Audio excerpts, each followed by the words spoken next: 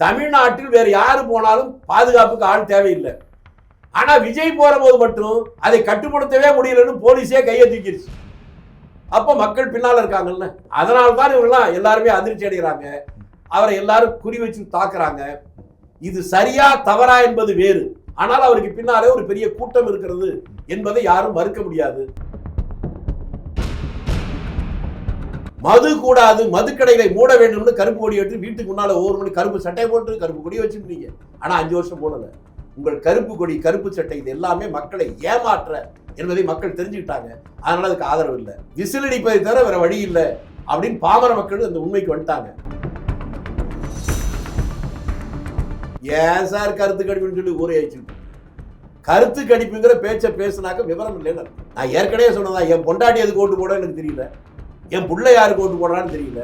ஒரு ட்ரெண்டை தான் நம்ம சொல்ல முடியும். கருத்து கணிப்பு பெர்சன்டேஜ் போடுறதெல்லாம் நம்பாதீங்க. அதை நீங்கள் மக்களுக்கு சொல்லாதீங்க. ஒருத்தன் இவன் நல்லவனா கெட்டவனான்னு தெரியல, என்ன பண்றது அப்படின்னு சில பேர் நினைப்பாங்க. இவன் 1 நம்பர் ஃப்ராடு தான் அப்படின்னு தெரிஞ்சு போச்சு. குறைஞ்சபட்சம் இவன் ஃப்ராடு தான் தெரிஞ்சவனையாவது ஒதுக்குற மனநிலைக்கு தமிழ்நாட்டு மக்கள் வந்தாதான் இந்த தமிழ்நாடு உருப்படும். அப்படி உருப்படுவதற்கு மக்களிடம் நாம் வேண்டி கேட்டுக்கணும்.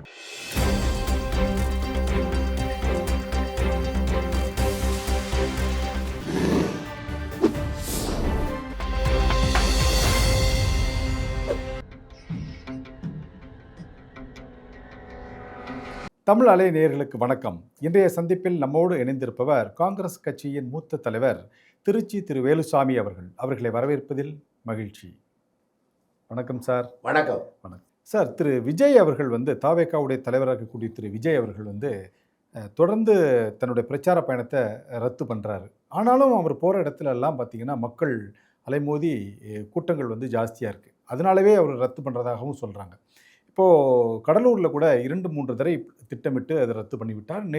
நாளை தர்மபுரியில் கூட பிரச்சார பயணத்துக்கு அனுமதி, ஹெலிகாப்டர் இறங்குறதுக்கு அனுமதி இல்லை அப்படின்னு. ஏன்னா இன்னும் ஒரு 2-3 நாட்கள் தான் இருக்குது. அவர் 234 தொகுதிகள்லையும் வேட்பாளர்களை போட்டு வச்சுருக்கிறார்.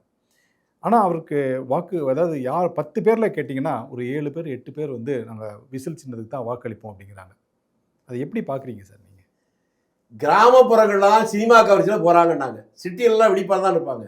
இப்போ 2 நாளைக்கு முன்னால் திருச்சி சென்னையில் நடந்துச்சா, இந்த டி நகருக்கு எல்லாம் பாதியிலே அவங்க நிறுத்த வேண்டியதாக போச்சு.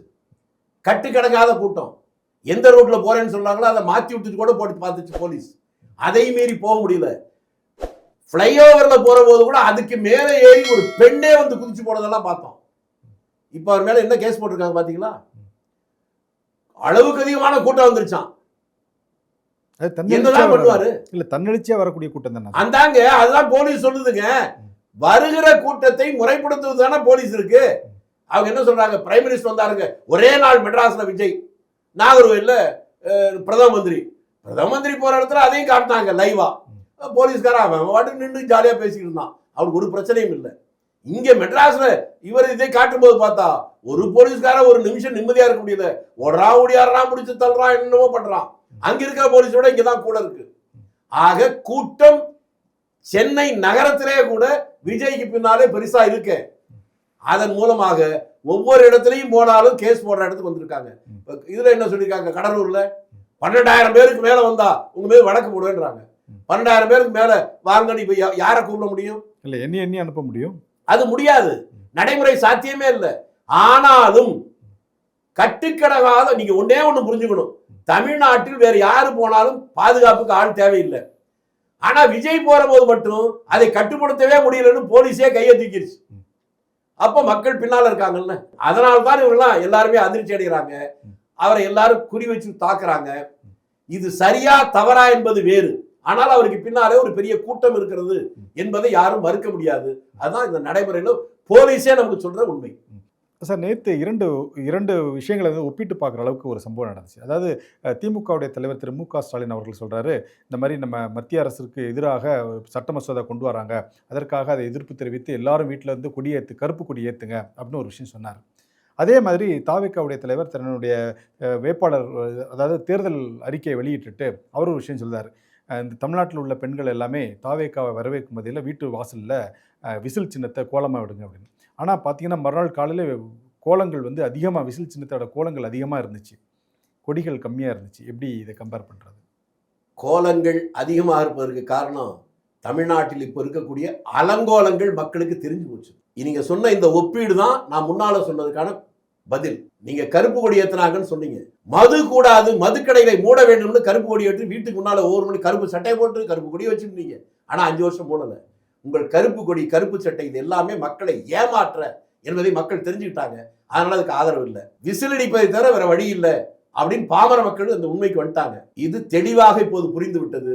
தேர்தல் முடிவு தமிழ்நாட்டின் இந்த அலங்கோலங்களை மாற்றுவதற்கான இந்த கோலங்கள் அதற்கு முன்னுதாரணம் என்று நான் நினைக்கிறேன். ஓகே சார், நீங்கள் எப்படி உங்களுடைய கருத்து சொல்கிறீங்க?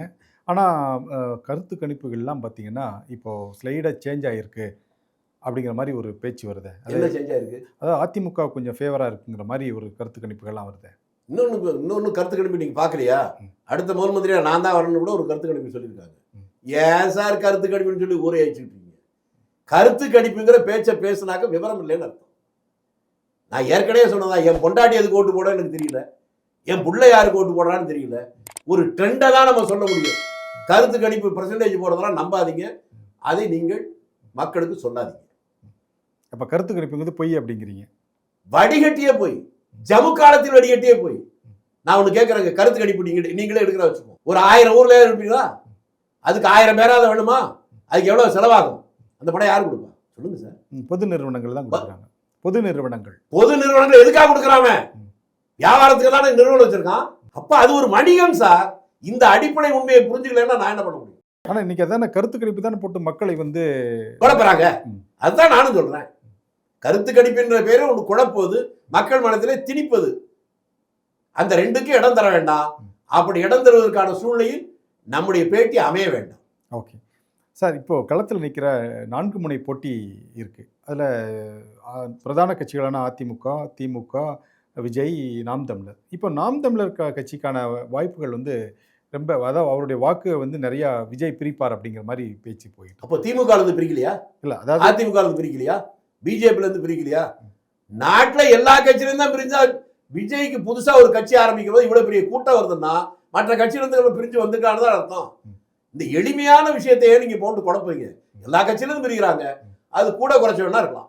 அதனாலதான் விஜய் வந்து திரு சீமான் அவர்கள் தாக்கி பேசுகிறாருங்கிற மாதிரி பிரச்சனை வருது. அதான் ஏங்க நான் என்ன சொல்றேன், நடக்கிறது சட்டமன்ற தேர்தல்.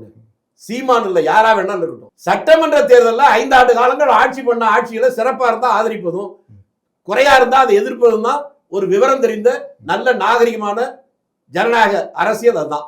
அதை விட்டு ஆட்சியில விமர்சனத்தை விட்டு மற்றவர்களை மோதிக்கொள்வது என்பது அது மக்களை குழப்பவதற்கு வேணா பயன்படுமே ஒழிய எந்த வகையிலும் பயன்படாது.